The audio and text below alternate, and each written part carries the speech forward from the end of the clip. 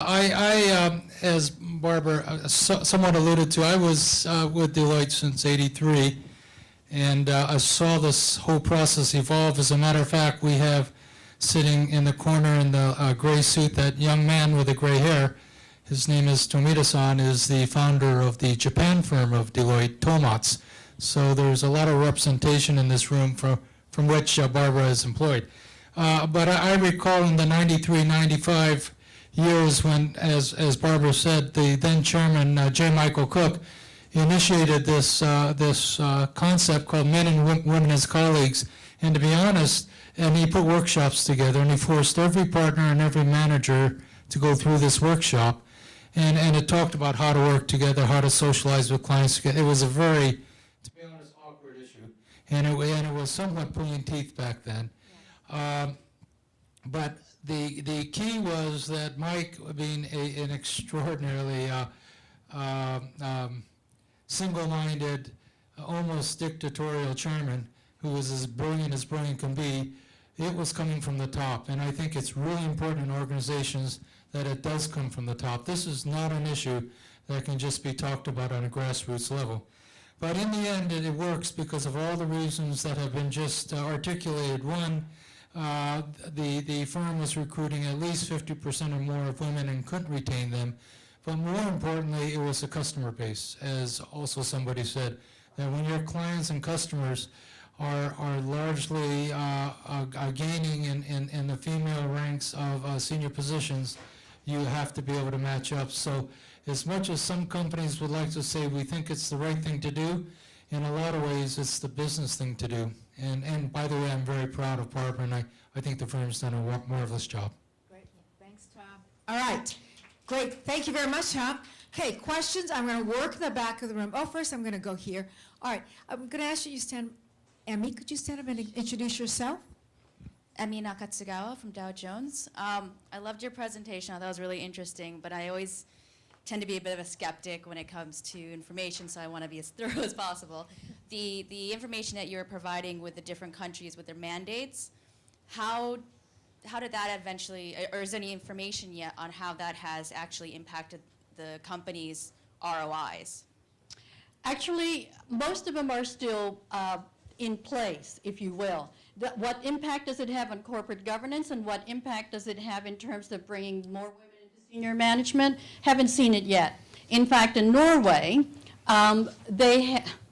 they in fact took away all the senior women so that they had very small pool now to become directors.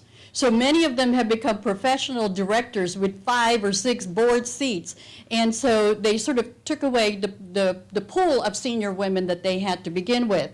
Also, Norway does not have many women CEOs. Not that we have anything to brag about. So if the intended outcome is that it would filter down, it hasn't happened yet. But it's too soon. I actually saw a University of Michigan study that said that there was a drop in share value the day that Norway reached 40% of board seats being held by women. And it drove me crazy because it got quoted in the New York Times. You know, it's like, oh, wow, isn't this wonderful? Women come in, things drop. And so I invited her to this roundtable we had at the World Bank. And I asked her, did you measure the drop in share value from the more experienced men who ran financial services companies that drove us to the ground? Share value drops for a variety of reasons every single day. So don't put it on the backs of the women.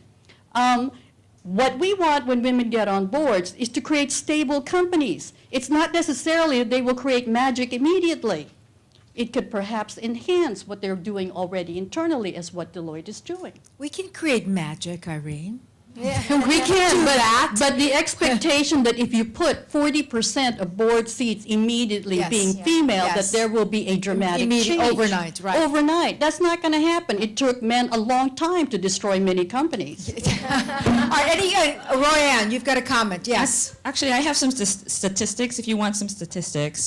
This includes Europe, in particular Europe and the US.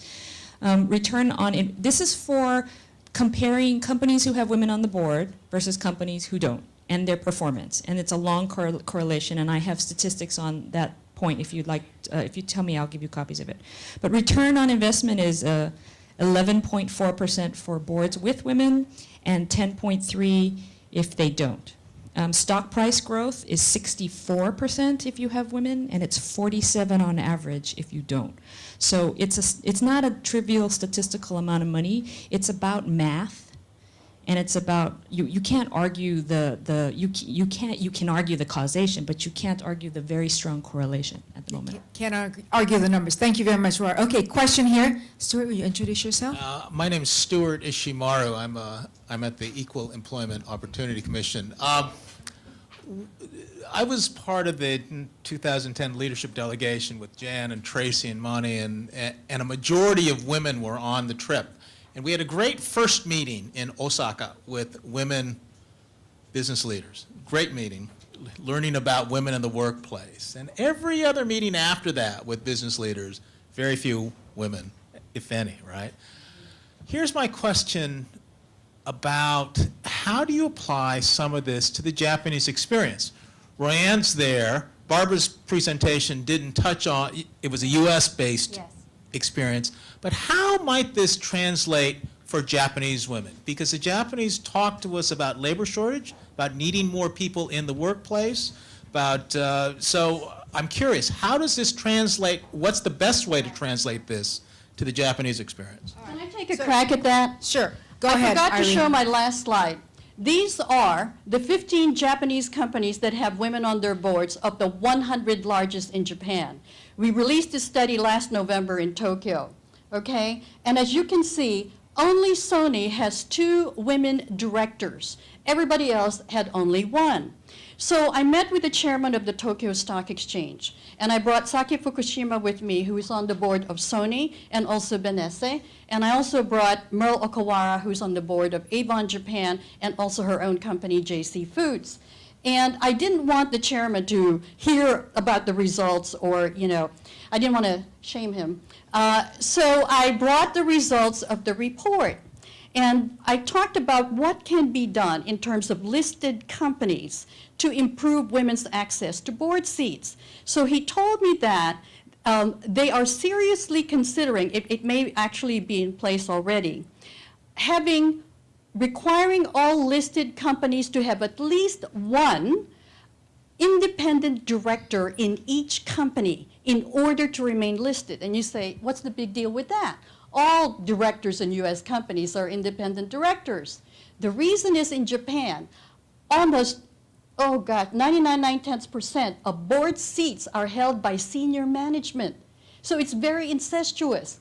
All 15 women who are directors in these boards are independent directors. So they're creating a gateway to get to more women. Now, in terms of women in senior management, the Department of Labor, the Ministry of Labor of Japan actually measured the cost to the GDP of Japan by not hiring its own women or promoting them. It's a statistics that is, I was surprised that a government agency actually measured what it would lose. The problem is that the tax laws in Japan actually fight against the inclusion of women in the workforce. If you're married and bring on additional income, such as in the United States as well, it was to protect the family. So you have tax rules, you have less access to child care, and the fact that the focus is on the woman providing the care for the child, fighting against greater women's inclusion in the workforce, even though even the ministry understands that women have to be included. Great comment. Thank you. Royanne and Barbara. Yeah, Go ahead. I just have the answer. It passed, and it's 2 outside directors. 2 outside, okay. And Barbara, comment. So here's my perspective is I think it comes back to building the business case. And I saw a really interesting study of Nissan. And they won the Catalyst Award the year before we did for the first time. And what they did is they looked at their customer base and realized that more and more women are making buying decisions. Here in the United States, women make 85% of the buying decisions when it comes to household purchases and consumer goods. So if you think about the businesses in Japan, and they look at their customer base and think about the business case around why you would want women in management, because why wouldn't they design products then for women if they're going to buy them? And that was the whole business case that Nissan did, and they went from like 10% of women in management up to like 34%, and then their sales went through the roof. And a lot of this is, I take it back to the fundamentals that we learned around our business case.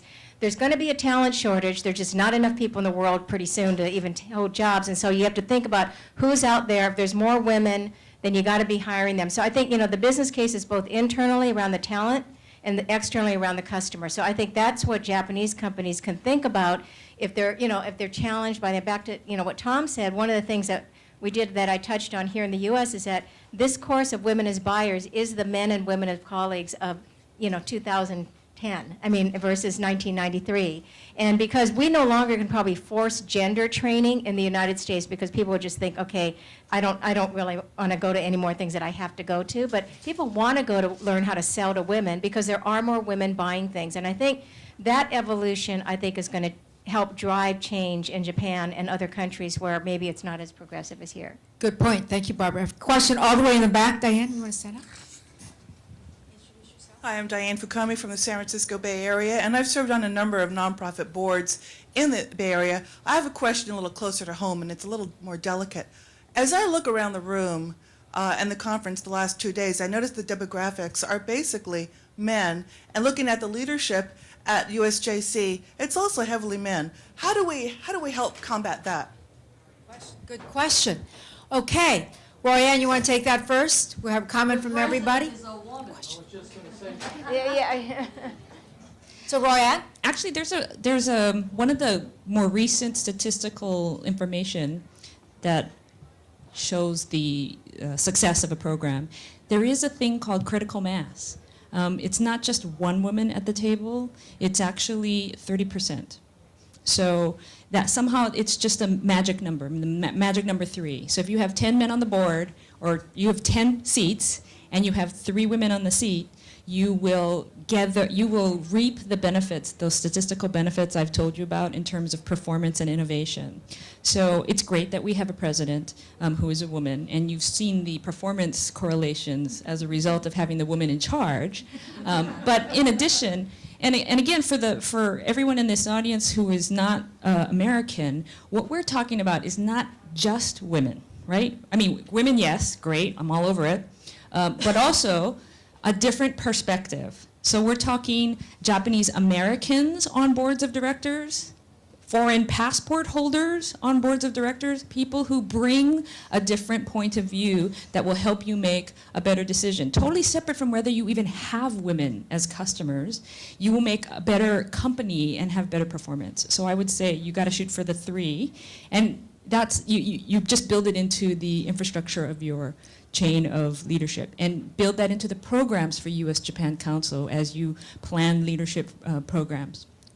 Let me just Okay. say that Sorry. when I was in Tokyo last year, I was surprised that so many of the multinational subsidiaries of American or European companies were being run by Japanese women. They may not be able to reach leadership posts in Japanese companies, but they're making headway in those that are owned by other countries. I suggest there is an APEC WLN Women's Leadership Network meeting happening at the same time. So a lot of my friends who are there are not here, but they probably would have come here, and you would see greater diversity in leadership. There are also many Japanese American women, like Barbara, for instance, in US-based companies. I always say, never sit in the back, always sit in the front. Never just be a guest, volunteer for something. You want to be in the leadership? Say so. So, don't wait to be asked.